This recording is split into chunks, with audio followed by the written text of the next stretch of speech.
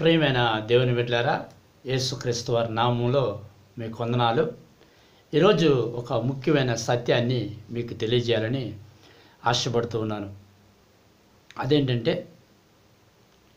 పాపం అంటే ఏందో మనం తెలుసుకున్నాము ఒక వీడియోలో. ఇప్పుడు పాపాలు రెండు రకాలు. ఒకటి మరణకరమైన పాపం, రెండోది మరణం కాని పాపం. మరణకరమైన పాపం అంటే క్షమాపణ లేని పాపం. మరణం కాని పాపం అంటే క్షమించే పాపం. అంటే మరణకరమైందంటే ఇక దానికి క్షమాపణ లేదు దానికి. మరణం కాని పాపం అంటే దానికి క్షమాపణ ఉంటుంది ఆ పాపానికి. ఈరోజు మనం ఈ రెండిట్లో మరణకరణం కాని పాపం అంటే ఏంటి, ఆ పాపాలు ఏంటి అని తెలుసుకుందాం. అంటే బైబిల్లో అనేక పాపాలు ఉన్నాయి. ఆ పాపాల్లో రెండు రకాలుగా చెందినవి అనమాట పాపాలన్నీ కూడా. ఒక రకానికేమో మరణకరమైన పాపానికి ఒక రకం పాపాలు చెందుతాయి, కొన్ని రకాల పాపాలు. మరణం కాని పాపాల కిందకి కొన్ని రకాల పాపాలు వస్తాయి. మరణకరమైన పాపాలు చేస్తే పాపం లేదు, మన నరకానికి వెళ్ళిపోతాం. మరణం కాని పాపాలు ఉంటాయి, అంటే క్షమించే పాపాలు ఉంటాయి. వాటిని చేస్తే మన పరలోక రాజ్యం ఉంటుంది, కానీ ఆ పాపాలు చేసిన వల్ల పరలోక రాజ్యంలో ప్రతిఫలం తగ్గుతుంది, అంతే. అయితే ఇప్పుడు మరణకరం కాని పాపాలు ఏంటియో తెలుసుకుందాం. మరణకరణం కాని పాపం కిందకి అంటే మరణకరమైన పాపాలు ఏంటి, అంటే క్షమించే పాపాలు ఏంటి అనేది ఈరోజు మనం తెలుసుకునే ముందు ప్రార్థన చేసుకుందాము. పరిశుద్ధులైన తండ్రి, మరణకరం కాని పాపాలు ఏంటో తెలుసుకునే కృప నాకు దయచేయమని, ఆ పాపాలు కూడా మేము చేయకుండా మాకు సహాయం చేయమని, మీరు మాట్లాడమని, సత్యాన్ని బయలుపరచమని యేసు నామములో అడుగుతున్నాను తండ్రి, ఆమేన్. చూడండి, మరణకరము కాని పాపాలంటే క్షమించే పాపాలు అని అర్థం. మరణకరణం కాని పాపాల కిందకి ఏమొస్తాయి అనేది మనం తెలుసుకుందాం. మొట్టమొదటిగా మత్తయి సువార్త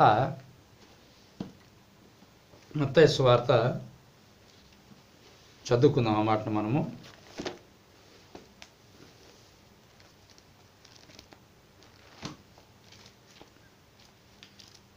12వ అధ్యాయము 31వ వచనం చదువుకుందాము. కాబట్టి నేను మీతో చెప్పినదేమనగా, మనుషులు చేయు ప్రతి పాపమును దోషణనియు వారికి క్షమించబడును. చూసారండి, ఎందుకు చెప్తానంటే, ప్రియమైన దేవుడారా, యేసుక్రీస్తు నామములో మీకు వందనాలు చెల్లిస్తున్నాను. యేసు పలుకుతున్నాడు మినిస్ట్రీ తరపున మీకు శుభాలు కలుగును గాక. ఇక్కడ మనం చూసినట్లయితే 12:31, మత్తయి సువార్త 12:31 మనం చూసినట్లయితే, మరణకరము కాని పాపం ప్రతి దూషణ ఏం రాబడింది అక్కడ, ప్రతి పాపము ప్రతి దూషణ క్షమించబడుతుంది. ప్రతి దూషణ, మళ్ళీ ఎవరు దూషిస్తున్నామో, ద్వేషిస్తున్నామో, నిందిస్తున్నామో, అవమానిస్తున్నామో, అనుమానిస్తున్నామో, లేకపోతే అబద్ధాలు చెప్తున్నామో, ఇవన్నీ కూడా క్షమిస్తాడు దేవుడు. ఇవి క్షమించే పాపాలు అన్నమాట. క్షమించే పాపాలు కదని చెప్పి మనం పాపాలు ఎక్కువ చేసినాం అనుకోండి, అది మళ్ళీ క్షమాపణ లేని పాపాల కిందకి వెళ్ళిపోతుంది. ఆ పాపాలు ఇంకో వీడియోలో మీకు నేను చేసి చెప్తానప్పుడు. ప్రస్తుతానికి ఈరోజు ఇది చూద్దాం. ఏంది క్షమించే పాపాలు అంటే మరణకరం కాని పాపాలు, క్షమించే పాపాలు ఈరోజు చూస్తాం.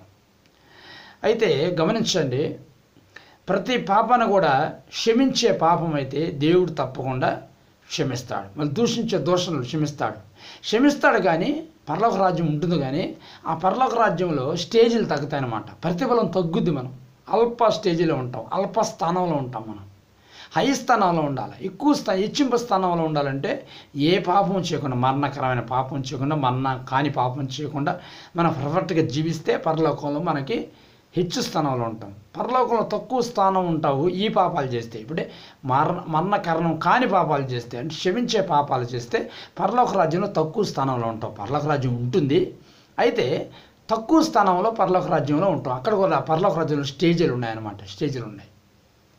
ప్రతి దోషను కూడా నిందాలు దోషులు ఇవన్నీ కూడా క్షమించబడతాయి. ఇంకా మనము ఇంకా కొన్ని పాపాలు ఉన్నాయి, క్షమించే పాపాలు. అవి మనం చూస్తే యోబు గ్రంథము 13వ అధ్యాయము 26వ వచనం మనం చూస్తే బాల్యకాల పాపాలు. అక్కడ బాల్యకాల పాపాలు అంటే చిన్నప్పుడు చేసిన పాపాలు. చిన్నప్పుడు తెలుసు పాపాలు చేస్తాం. అవన్నీ కూడా దేవుడు క్షమిస్తాడు. దేవుని దగ్గరికి వచ్చి పశ్చాత్తాపడితే దేవుడు క్షమిస్తాడు. ఈ క్షమించే పాపాలు అన్నమాట. అంటే మరణ కారణము కాని పాపాలు ఇవన్నీ. ఇది బాల్యంలో చేసే ప్రతి పాపం కూడా క్షమించే పాపం కిందకు వస్తుంది. ఇంకా చూస్తే కీర్తనలో 90వ అధ్యాయము 8వ వచనం మనం చూస్తే రహస్య పాపాలు.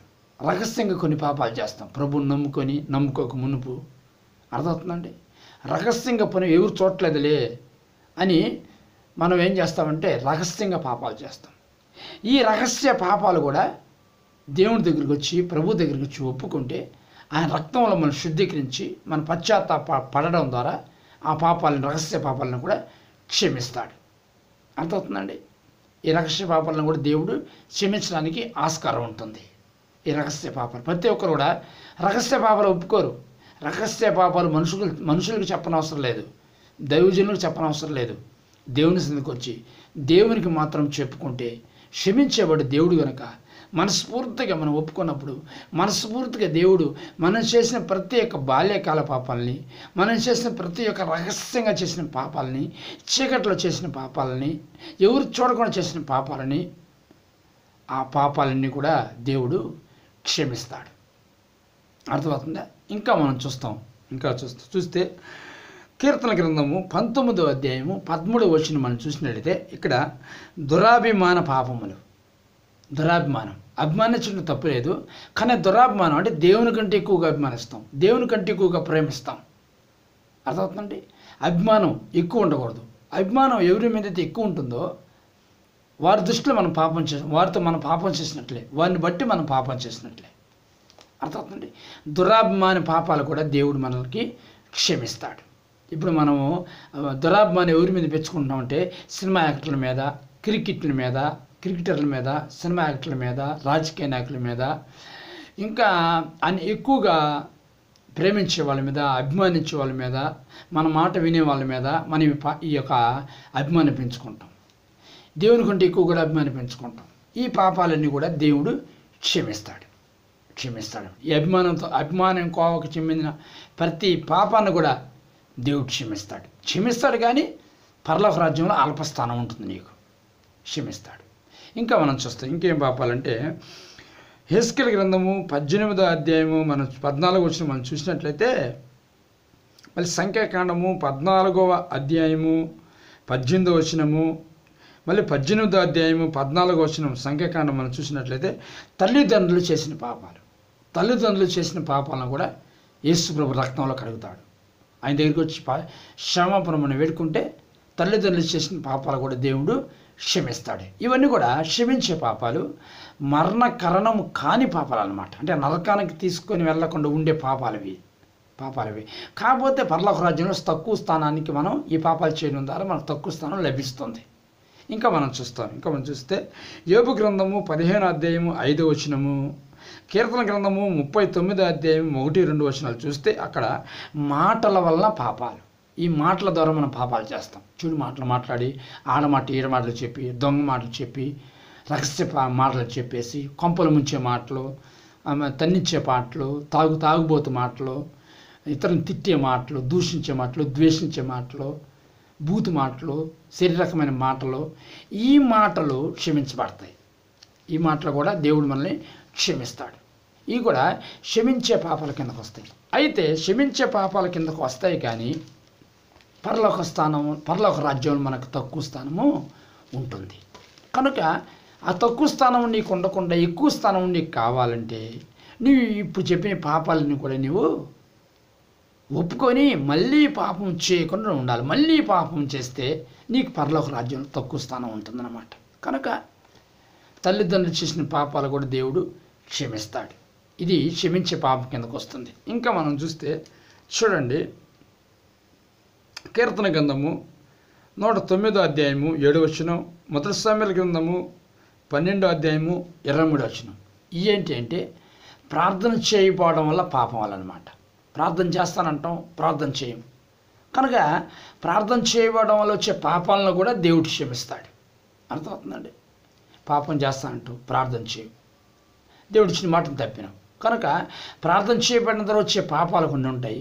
ఆ పాపాలను కూడా దేవుడు నీకు క్షమిస్తాడు. గుర్తుపెట్టుకోండి. ఇంకా మనం చూసినట్లయితే కీర్తన గ్రంథము 119వ అధ్యాయము 11వ వచనం ఉంది. అందులో దేవుని ఎదుట మనం కొన్ని పాపాలు చేస్తామండి. దేవుని ఎదుట పాపాలు, దేవుని మందిరంలో పాపాలు చేస్తాం. అర్థమవుతుందండి? దేవుని స్థలాల్లో పాపాలు చేస్తాం, దేవుని నమ్ముకని పాపాలు చేస్తాం. ఈ పాపాలను కూడా దేవుడు క్షమిస్తాడు. ఇది కూడా క్షమించే పాపాల కిందకు వస్తుందన్నమాట. కనుక ఈ పాపాలను కూడా దేవుడు క్షమిస్తాడు. కనుక దేవుని దగ్గరికి వచ్చినప్పుడు పాపాలు క్షమిస్తాడు. క్షమిస్తే ఈ పాపాన్ని మళ్ళీ చేయకుండా మనం జాగ్రత్త పడితే మనకు పరలోక రాజ్యంలో ఎక్కువ స్థానం ఉంటుంది. మళ్ళీ పాపాలు చేస్తూ ఉంటే పరలోక రాజ్యంలో తక్కువ స్థానం ఉంటుంది. ఇది కూడా క్షమించే పాపం కిందకు వస్తుంది అనమాట. ఇంకా మనం చూసినట్లయితే మొదటి తిమోతి రాసిన పత్రిక 5వ అధ్యాయం 22వ వచనం చూస్తే పరుల ప్రేరేపణ వల్ల కొన్ని పాపాలు చేస్తాం. ఆ పాపాలు కూడా దేవుడు క్షమిస్తాడు. ఆ పాపాలు కూడా దేవుడు క్షమించే ఆస్కారం ఉంటుంది. ఇంకా మనం చూస్తే దానియేలు గ్రంథము 9వ అధ్యాయం 20వ వచనం చూస్తే జనులు చేసే ప్రతి పాపాన్ని కూడా మనం ప్రార్థన చేయడం ద్వారా ఆ పాపాలను జనులందరూ వచ్చి పాపాలు ఒప్పుకొని పశ్చాత్తాపడితే ప్రతి పాపాన్ని కూడా యేసుక్రీస్తు తన రక్తంలో కడిగి పవిత్రపరిచి ఆ పాపాలు క్షమిస్తాడు.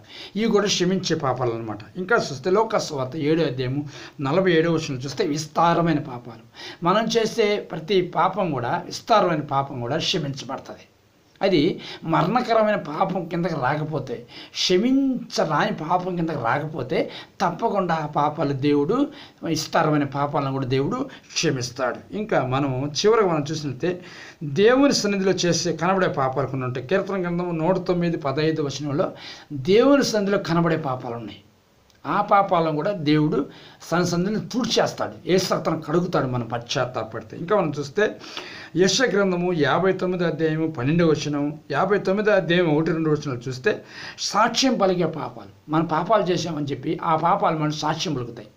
అవి పలకుండా ఉండే విధంగా ఆ పాపాలను కూడా దేవుడు క్షమిస్తాడు. ఈ పాపాలన్నీ కూడా బాల్యకాల పాపాలు, రహస్య పాపాలు, దురాభిమాన పాపాలు, తల్లిదండ్రుల పాపాలు, మాటల వల్ల పాపాలు, ప్రార్థన పాపాలు, దేవుని ఎదుటి పాపాలు, పరుల పాపములు, జనుల యొక్క పాపములు, విస్తార పాపములు, దేవుని సన్నిధిలో కనబడే పాపాలు, సాక్ష్యం పలికే పాపాలు, ఈ పాపాలన్నీ కూడా దేవుడు క్షమిస్తాడు. ఇవి క్షమించే పాపాలు.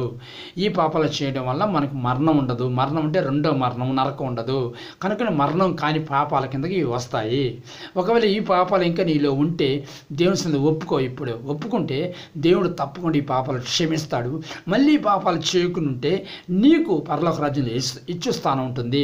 ఒప్పుకొని కూడా యేసు రక్తంలో కడగబడి కూడా మళ్ళీ పాపాలు చేస్తే నీకు పరలోక రాజ్యంలో తక్కువ స్థానం ఉంటుందే కానీ మరణకరమైన పాపం కింద రావు, నరకానికి నువ్వు పోవు. కనుక పరలోక రాజ్యం నీకు ఎక్కువ స్థానం ఉండాలంటే ప్రియమైన దేవుని బిడ్డ ఈ పాపాలను కూడా ఇప్పుడు నువ్వు ఒప్పుకో.